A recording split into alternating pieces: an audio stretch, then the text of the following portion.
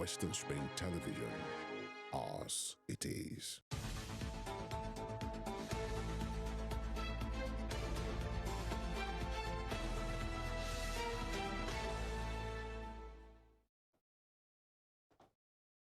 All right, good morning, Nigeria. Good morning, world. Thank you for joining us again on today's edition of Morning Spring, where we speak to issues, especially issues of public importance. Femi Ojo is my name. Thank you for joining us, and we're beaming live on Western Spring Television, channel 190 on Star Times DTT. Once again, thank you for joining us. And Evelyn is here. Good morning. Good morning, Femi. How do you do? Very well. Thank you. Good morning, people. Good morning, wherever it is you're watching us from, anywhere in the world. We are super glad that you are able to join us this morning. Right. Thank you for your time. Always. It is Morning Spring. It's the Thursday edition. My name is Evelyn Ohiolei, and it's going to be a super duper edition to move for muscle, because definitely you are about to get educated, informed, and in a way entertained with the matters we are going to be discussing right here. Right, and we'll go on this break. When we come back, the papers are in, and we read it out. Juicy headlines from our major dailies today. It's the Morning Spring on WSTV. We'll be back.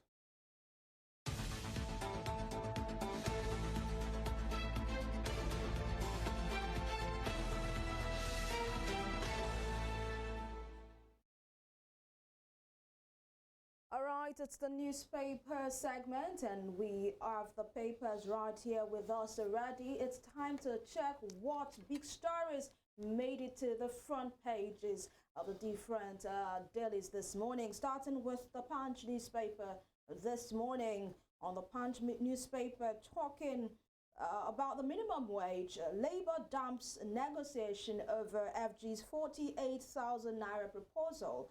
Negotiation has broken down. 48,000 naira amounts to wage reduction. The unions are saying from a whooping 615,000 naira demand by the labor unions, the federal government slashed it to 48,000 naira. That is a really low. But then fingers crossed as to how the federal government and the labor unions are going to, sort out this issue. Away from the minimum wage, you're set for Olubadan's coronation. Varies Balogun June 1. That story is on page 11. And FG eyes $2.7 billion revenue from marine sector. Autopsy failed to reveal cause of Mohbad's death.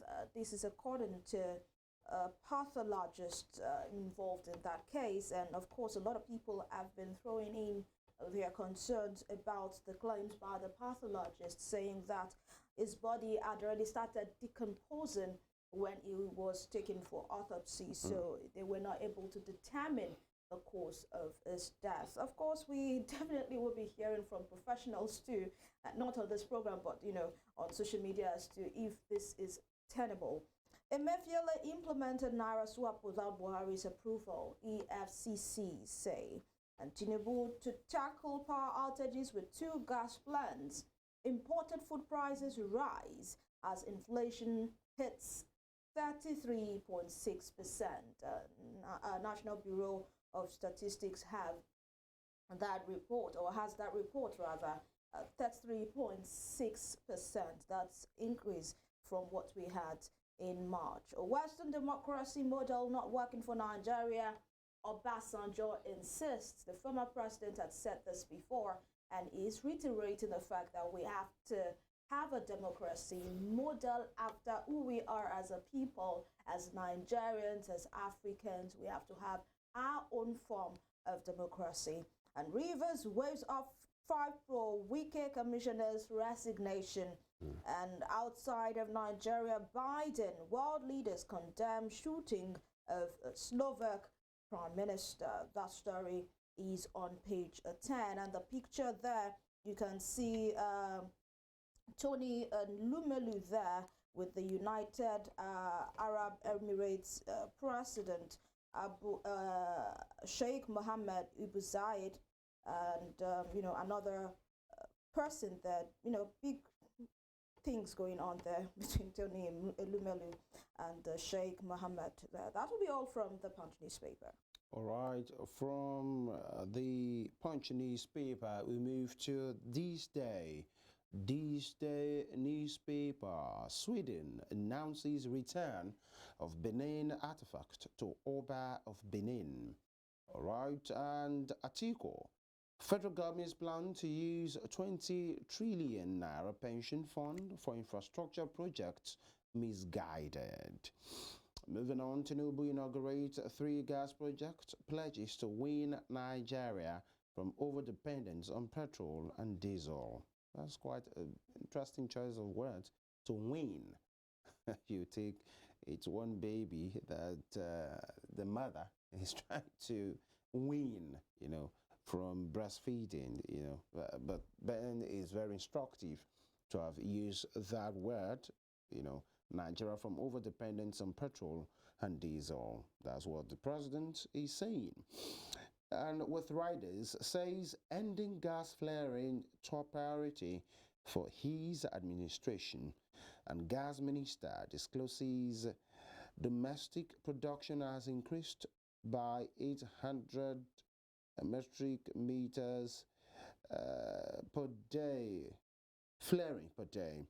800 mmscfl, that's flaring per day. And minimum wage talks deadlocked as NLC TUC rejects 48,000 naira per post by the federal government. We will be looking into that in the course of the program today. And that's in picture that Evelyn talked about earlier. The UBA begun. Elumelu meets Sheikh Mohammed in Abu Dhabi. President of United Arab Emirates and ruler of Abu Dhabi, Sheikh Mohammed Ibn Zayed Al Nahyan with Tony Elumelu. Top strip. CBN moves to double foreign currency remittances, grants AIP to 14 new IMTOs. With a rider, Naira appreciates on official FX to 1,459 per dollar, thus to 1,540 per dollar on parallel market. The same parallel market is still existing, obviously, in spite of the floating of the Naira. And lastly, inflation soars to 33.69% amid higher food, energy, commodity prices. And let it be stated there that this is inflation, general inflation. Trust me that the food inflation is way more than this 33.69%. Evelyn here, like maybe 4-5 months ago, we're talking about 26.3, 29. And now today, 16th of May 2024, we are saying by the Bureau of Statistics that it is now 33.69%. Of course, the ripple effect is all over. That's what This Day has for us in its front page for today. And from This Day, we add on to Daily Trust newspaper this morning. On Daily Trust newspaper, Labour rejects FG's 48,000 naira minimum wage offer, gives Tinubu 2-week ultimatum, and government mum. Yeah, government silent on this issue for now. Gas supply gets 25%, I beg your pardon. Gas supply gets 25% boost as Tinubu unveils 3 projects. Yobe goes spiritual against electricity vandals, slaughters cow. All right, that story is on Daily Trust newspaper this morning. And food crisis worsens as inflation hits 33.69%. 8 died, 20 injured as man burns Kanu mosque over inheritance tussle. I mean, I saw the news yesterday, and this is actually a very, very sad one. You have to take out your anger on innocent people, locking the mosque, not allowing people, when they went for their prayers, not allowing them to come out and set it ablaze. And now the report has it that 8 human lives were lost in that tragedy, while 20 people got injured. Now, moving inheritance. Yes, inheritance tussle. Well, I hope he has been apprehended and also made to pay for his actions, because this right here is not, a good story. Rivers crisis, 5 pro-Wike commissioners quit Fubara's cabinet, and Hajj pilgrims cautioned against traveling with contraband as Nigeria begins airlift. These are all on Daily Trust newspaper this morning. And of course, talking about the Hajj and the pilgrimage, we learned yesterday that the vice president, by the way, represented, or was it 2 days ago, represented the president at that event, to open and of course to be part of the pilgrimage. That's the way it's done every year. And then, but that's not the matter. The crux of the matter is the subsidy. We learned subsidy was given for this pilgrimage to the tunes of billions of naira. And Nigerians are saying at this time, and we are not saying it because it's Hajj, being Hajj, be it the pilgrimage to Jerusalem, it doesn't matter. I'm talking about pilgrimage. Is it an essential thing right now? There is a place, if anybody must travel now, everybody knows, even the regular journeys or trips around, that trip has to be essential because of the situation of the country. Now we take the money of the people to subsidize, this kind of exercise. It speaks to our parity, by the way. And then we are still deadlocked with negotiation with labor. The student loan issue doesn't even have an end right now, but we are still subsidizing Hajj. You may want to ask, what is the economic importance of someone going, for Hajj? What does it bring back to the country? If not that we are even spending. We have to consider that. If it doesn't have any economic value, then what is the economic value? Why do governments, I'm talking about, I had to put government plural now, because we also have state governments that also subsidize for these pilgrimages. And it's really not what we should be concerned about. I think we can even afford it as a nation. Exactly. That one is a different thing. It should be not what, because it's a personal thing. They say it's a personal race. We are shouting austerity, yet we are taking billions to subsidize pilgrimage. And then, just like I said, the student loan, whatever, is nowhere to be found, committees upon committees. And then, it speaks to our priority, by the way.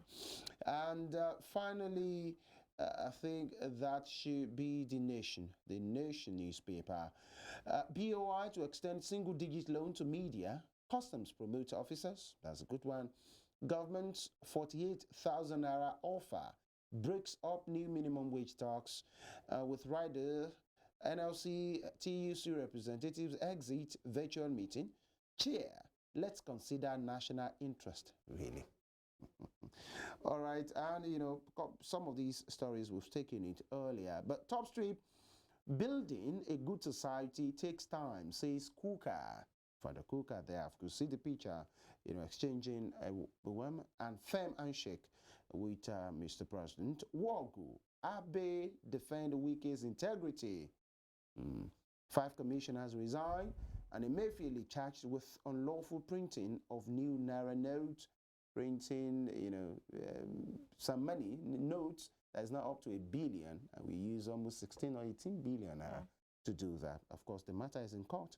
And you see, ready with boards of 61 federal varsities. Of course, WAEC to begin CBT in November, WASC, really.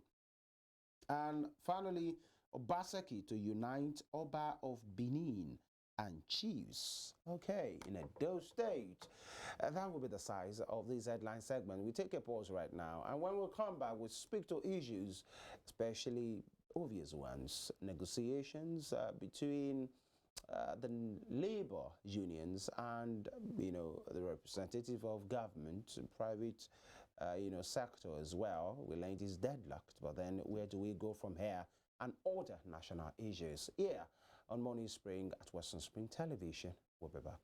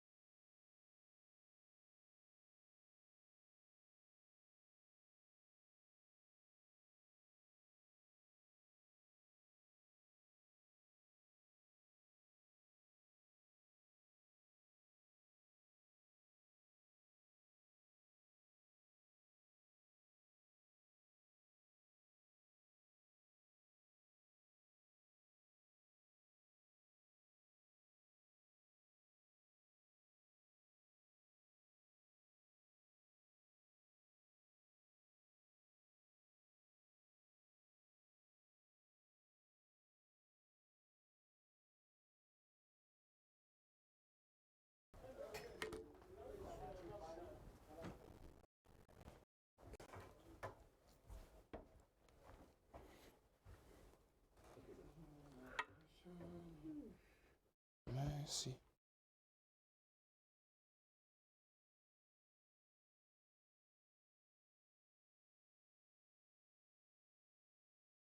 Hello, good morning.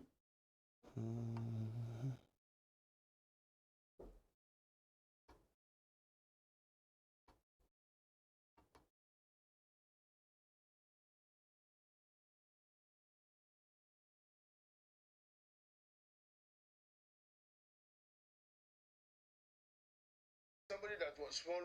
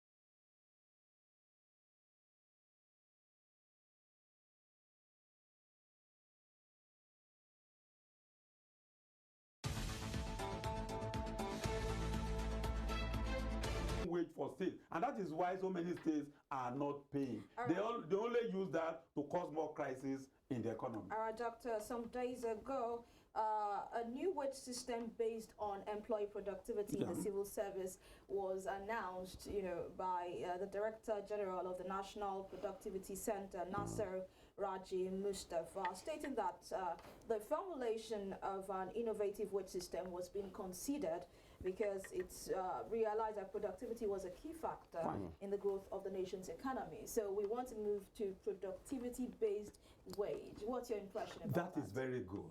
If government is doing that, one agency of government is doing that, why are they holding that meeting? Why didn't they wait for the report of that? Everybody should be productive. I'm a civil servant as a lecturer. The fact remains that we want good salary, but we don't want a salary that will destroy the currency. That is one.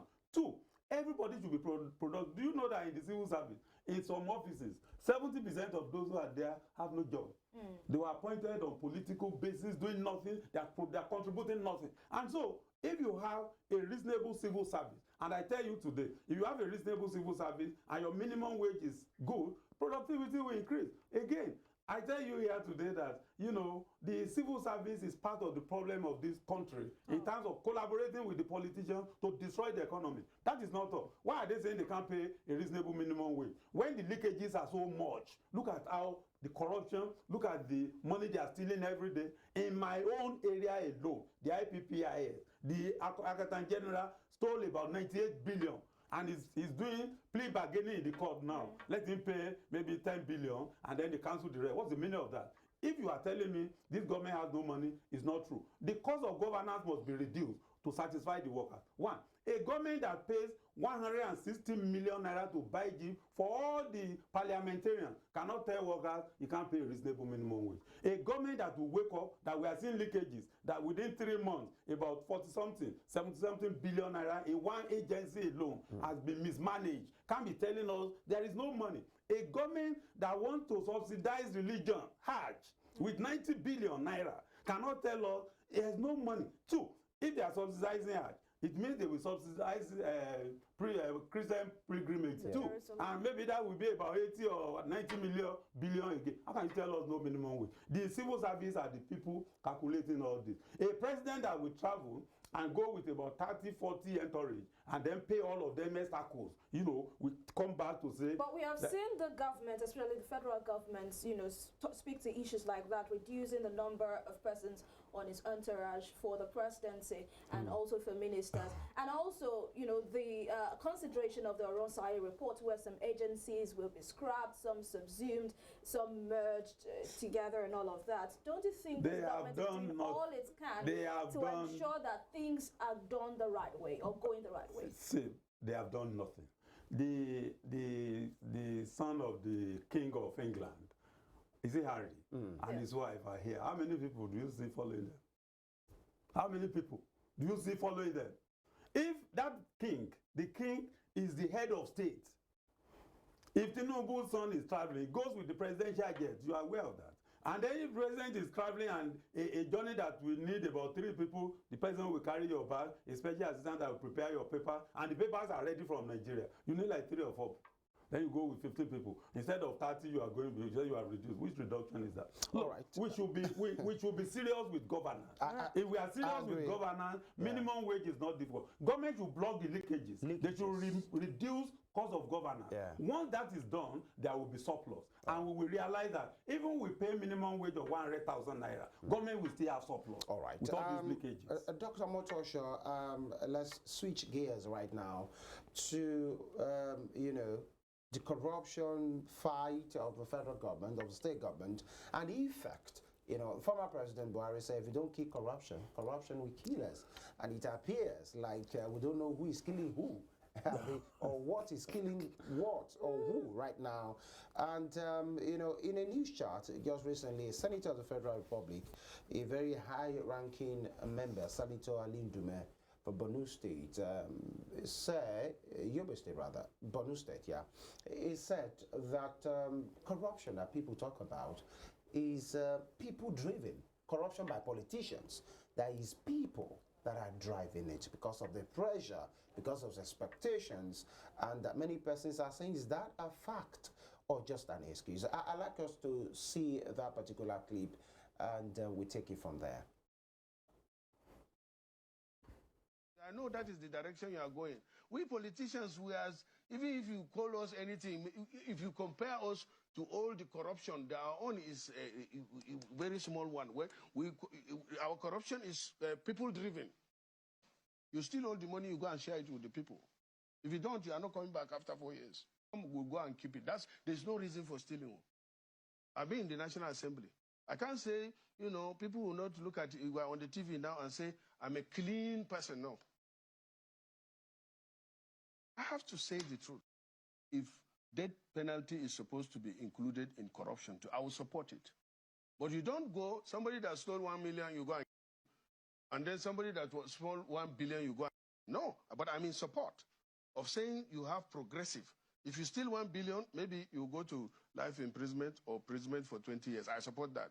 But if you go and steal, what, like some people are hearing 1 trillion and the government's money, Yes, Dr. Omotoso, that is coming from the heel of the conversation about death penalty Yes. for those that are Corrupt. yeah, Or embezzlers of the Yeah. people's money. embezzlers. But firstly, about people that are producing fake drugs, and drug trafficking and the rest of them. But then the news anchor to ask how about politicians as well, and then he gave that response to say.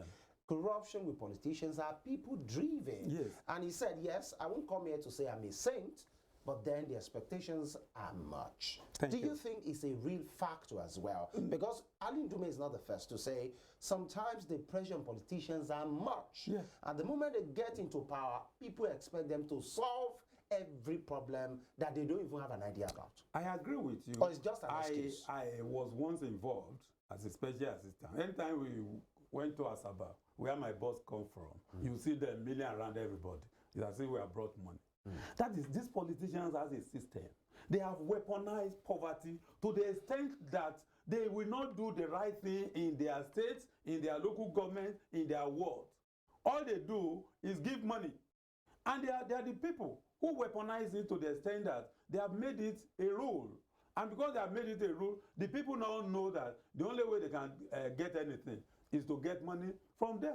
It's an unreasonable system. That system should not, that is even coming from a parliamentarian of his status, it's ridiculous. Because you can stay in that particular National Assembly, control yourself, be disciplined, and then change all this. Let me tell you, Nigerians are very reasonable people. How about the request from people? I'm coming. Nigerians are very reasonable people. We are easily compatible. Okay. Look at the days of Buhari and the Diagbo. If you were part of that system, you will know that Nigerians are very good. The why it came, honestly, I wouldn't think of a Nigerian that was not obeying it. But they were whipped into shape. I'm coming. But we're obeying. Dictatorship. But we're obeying. Yeah. The reason there are other military rules, other military laws we didn't obey. We obeyed that because those who brought it were obeying it. Okay. That is one. And because they were obeying it, we killed to it. And so somebody saw 12,000 naira in his taxi. He returned it. Nobody was stealing. You will not see more than 5 naira in the pocket of a policeman. That's why it was working. Now, some characters remove him. That's war against discipline. When they remove him, they brought back corruption again. Nigerians are the type of people who cannot sit with a boss and the boss will be stealing and you expect him to be singing the 10 commandments. That's how Nigerians are. It is what their leaders are doing that they are copying. If they are stealing, they will be stealing. Now, if Nigerian leaders are transparent, honest, and reasonable, you will see that Nigerians will key to it. We want good governance. If we see good governance, we know it. We will key to it. I don't blame Nigerians for all this. I blame these politicians who are always laying bad examples in their utterances, in their actions. How can somebody steal 98 billion? Look at Yaya Bello, the youngest of them all, according to them. And then look at what is happening. Look at him running up and down. And then you expect Nigerians who are in that state, not to be pilfering, not to be stealing. When their governor stole all those kind of amount of money that is all mongrel, you hear the figure, you have a headache immediately. So you're saying it is everywhere. Corruption is leadership driven. It is leadership driven. And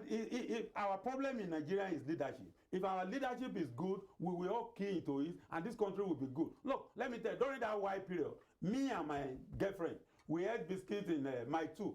We put the cellophane paper in our pocket until we got to Unilag to drop it. You can't drop it. Because there will be consequences. Because there will be consequences immediately. But that was a military rule. I know it's military. This is democracy. I'm just giving an example that we can obey our leader. Those military people too introduce some rules Nigerians didn't obey. But the fact is that if we see a government that is, a president that is honest, reasonable, look at any time the president takes a reasonable decision, you see that most Nigerians will support it. Look at Buhari when he was here with his VP, Osinbajo. Anytime Osinbajo is taking some decision, Nigerians will be supporting it. We want good things. It is when they are doing the bad things that Nigerians start doing bad things. No, the way it is now, look at the price of PMS. That is not reasonable at all. And then look at the minimum wage. That is not reasonable at all. And you expect people not to cut corners? All right. How would they live? Yeah. All right, a particular statement made by Senator Ali Ndume is that politicians steal and share with them. Yeah, but steal. If the people say no, the people can't say no because why? The people have no good things of life. There's no good road to your house. Look, in where I live now, and I'm sure that is the same thing where you live. You are a local government on your own. You provide your water, you provide your road, you provide your security. Government doesn't do all that. So if a politician that is supposed to provide all those for you come, and he say take 10 million naira, you not take it to provide all those things for yourself. Look, the solar in my area now is what the street is using. We combine money to put solar in our street, and somebody assisted again. And then we have that. Our road, we are policing it ourselves. Security, we are managing it ourselves. So what is government doing? Even the water, you see borehole everywhere. What is government doing about that? And so when you weaponize poverty, these are the consequences. And we cannot weaponize poverty and continue to move like this. Countries that has improved, honestly, if we look at them, like Singapore, like the US we talk about, corruption is minimal. If you chew chewing gum in Singapore, you are arrested, that is a discipline. You are jailed for 6 months. You know, in Saudi Arabia, here we go every time. Once you kill your ram during Salah, and then some people are there to clear the debts. In 1 hour, everything is clear. If you drop a debt, you will be punished immediately. That is why Saudi Arabia is what it is today. They implement their rules, they obey it, and they look at their leaders. A leader can't tell us not to steal. When you are stealing, that is the problem. These leaders should change. They should for once think of the future of this country, give us good government, and then let's see how Nigerians will react to it. All right, Dr. Omotoso. 13 days. We have 13 days to go to the 1-year anniversary of President Bola Ahmed Tinubu. You know, last year, 29th of May, the president was inaugurated as the numero uno of the giant of Africa. You know, in your own assessment of what the president has done in 1 year, what's grade would you give the president? Well, if the grade is it 100% or A, B, C, D, Okay. if the grade starts from A, B, C, and ends in D, I will give him a D. If his grade is 1 to 100, I'll just give him 2%. This government has not been consistent. This government has not been coordinated properly. There is lack of coordination. You don't even know some ministers. They are not working. The government, the president himself, has not been consistent with his policies. He has to learn to carry people along, to take decisions that are reasonable. We have many brilliant Nigerians. If they sit with the president, they will tell him the way forward. I was that one thing in him. He liked politics than governance. He should love governance than politics. All right. The president should love governance than politics. Thank you so much, Dr. Oluyemi Omotoso Jr. for your take this morning. Dr. Omotoso is a policy and public affairs analyst. Thank you for always saying yes to us when we call you. Thank you very much. It's a pleasure. And that is the show, people. Thank you for being dependable companion with us. We appreciate you all of the time. You can watch a recap of the show on our YouTube channel at Western Spring Television. Connect with us on Facebook, Instagram, and X at Western Spring Television. Until we come your way tomorrow for the TGIF edition, as you know, it's my best day of the day. Have for yourself a good and productive day. My name is Evelyn Ohiolei. And I am Femi Ojo. God bless Nigeria.